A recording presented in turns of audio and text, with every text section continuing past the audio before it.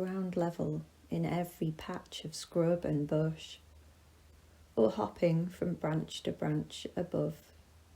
The wren is bountiful in this neck of the woods. For some reason, I feel that its French name, troglodyte, fits this bird perfectly.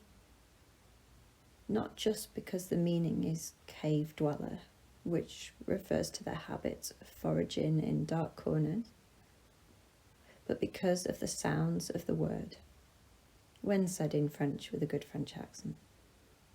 The soft R's and the low make me think of how small and delicate the wren is.